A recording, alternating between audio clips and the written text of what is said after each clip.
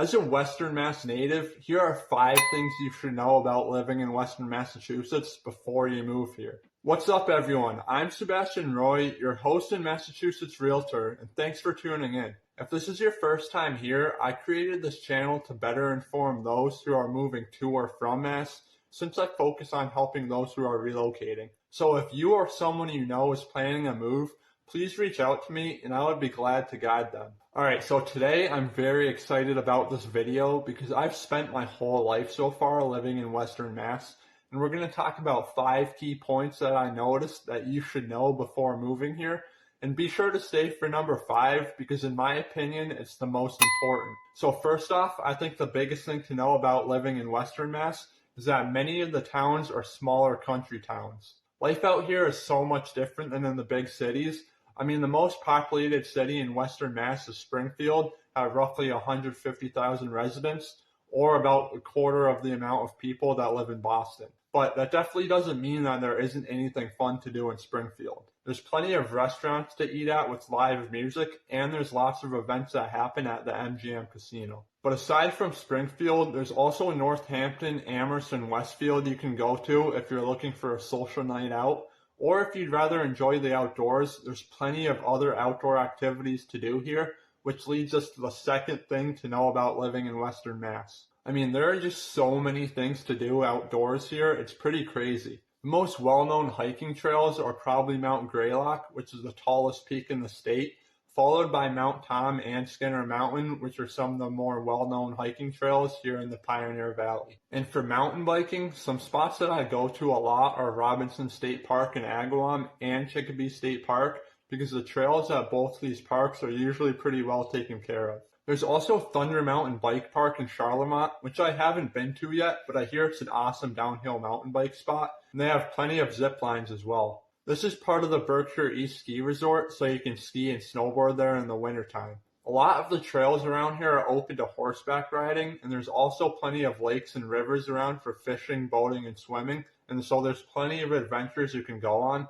I mean, I still haven't even experienced all of them. And one of the most popular things to do here in Western Mass in the fall is to take in the scenic fall foliage. The Berkshires is a great spot to go to see the different colors, and there's many tourists that come visit every fall, not only in the Berkshires, but pretty much any mountainous area in New England. Quality education and healthcare is another trait of Western Mass, just like our state as a whole. The most famous college here is UMass Amherst, but there's also Westfield State University and Springfield College, as well as many others, which attract lots of students seeking higher degrees, so it's clear that Western Mass is an attractive place to learn and grow. Many of the students here are in healthcare because there are several medical facilities nearby. Some of the larger hospitals are Bay State Mercy Medical Center and Holyoke Hospital, but there's many others as well, making healthcare one of the top industries in the state. The fourth thing you should know about Western Mass is that winter is a bit more harsh here than it is in other parts of the state,